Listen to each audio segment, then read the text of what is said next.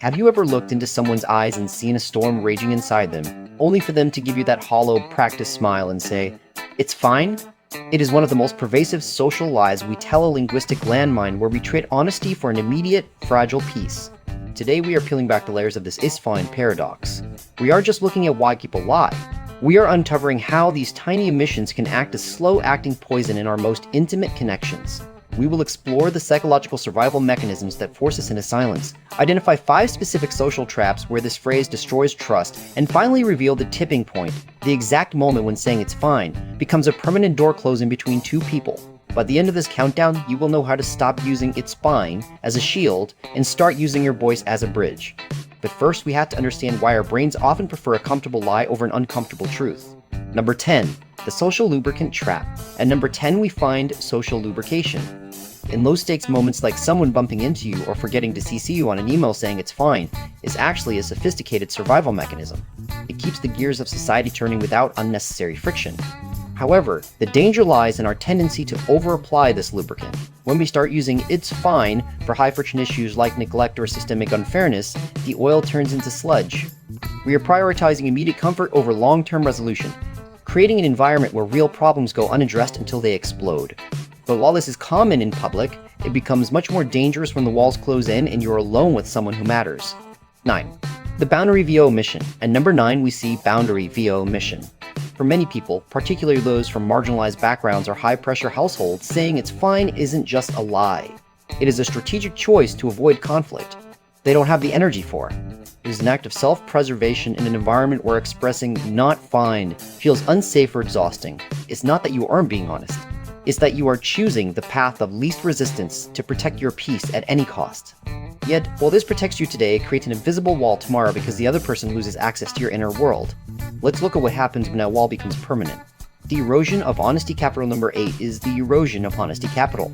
Every time you say "it's fine" while your body language screams otherwise, your jaw clenched, your eyes downcast, you are spending a currency you don't have. When people realize they can no longer trust your words because they see the truth in your posture, you lose your voice.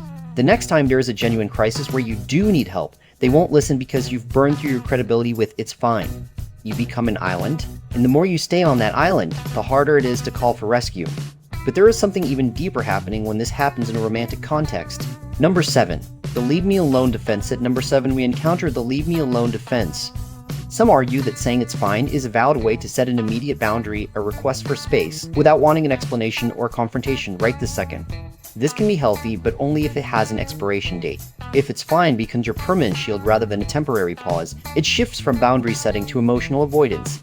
It prevents growth because the conversation never actually happens. It just gets postponed indefinitely until resentment takes root. If you don't give them a time frame for when you will be ready, they will assume your silence is their fault. Let's move into the territory where this becomes truly destructive to a relationship. To the relationship. The performative wellness trap number 6 is the performative wellness trap. We live in an era that prizes resilience above all else. The idea that you should be low maintenance and agreeable at every turn. Saying "it's fine" becomes the ultimate performance of having your life together. It allows us to maintain an aesthetic of peace while our internal world is crumbling, creating a profound sense of isolation for both the speaker and the listener. The person saying "it's fine" feels like they are failing at being strong, and the listener feels like they are losing their friend to a ghost. But what happens when this behavior starts to correlate with physical stress? Number 5, the somatic signal. And number 5 is the somatic signal. When we refuse to use words to describe our discomfort, the body often carries that tension instead. For many, this can manifest as chronic tension, headaches, stomach issues, and exhaustion, the physical price of suppressed truth. You're telling your partner "it's fine" with your mouth, but your body is signaling no at every waking moment. By refusing to speak the words, you force your nervous system to carry the weight of the unspoken conflict. It's exhausting because it requires constant energy to keep the truth locked inside. But even more taxing is what happens to the listener who can feel that tension but doesn't know how to reach it. Number 4, the reality distortion effect. Number 4 is the reality distortion effect, often unintentional but devastating nonetheless. When you repeatedly say "it's fine," while clearly being upset, you can create an environment where the other person starts to doubt their own perception of your well-being. They see your pain, they feel the tension, but because you deny it exists, they begin to wonder if they are being too sensitive or imagining things. This creates a cycle of frustration where the listener feels like they're going crazy for noticing what is right in front of them. It disrupts the foundation of shared reality, leaving both people feeling lonely and confused. But we are approaching the most dangerous level, the point where silence becomes permanent. The resentment reservoir. At number 3, we find the resentment reservoir. Every time you say it's fine to avoid a fight, you aren't actually deleting the problem. You are just pouring it into a reservoir. Over months and years, that reservoir fills up until it overflows as sudden, disproportionate anger over something trivial like a misplaced key or a late dinner. The "it's fine" was the dam, but eventually even the strongest dam breaks. The tragedy is that by the time it overflows, you've lost the ability to have a calm conversation about why it happened in the first place. You're just reacting to the flood of years of suppressed truth. The isolation of the strong one. Number 2 is the isolation of the strong one. This happens when you become so good at saying it's fine that people stop asking if you're okay. You build a reputation for being the rock, the one who can handle anything without complaining. But as your "it's fine" becomes your default setting, your inner world becomes completely inaccessible to everyone else. You are surrounded by people but fundamentally alone because no one knows where you end and the pain begins. You become an island of silence, watching those around you live lives that feel easier than yours simply because they aren't afraid to say when things are hard. But there is one final position, the most dangerous point of all. Number 1, the tipping point of permanent silence. And number 1 is the tipping point. This is the exact moment when saying it's fine stops being a lie and starts becoming your permanent reality. It happens when you have said it's fine so many times that you eventually stop believing yourself and they finally stop trying to believe you either.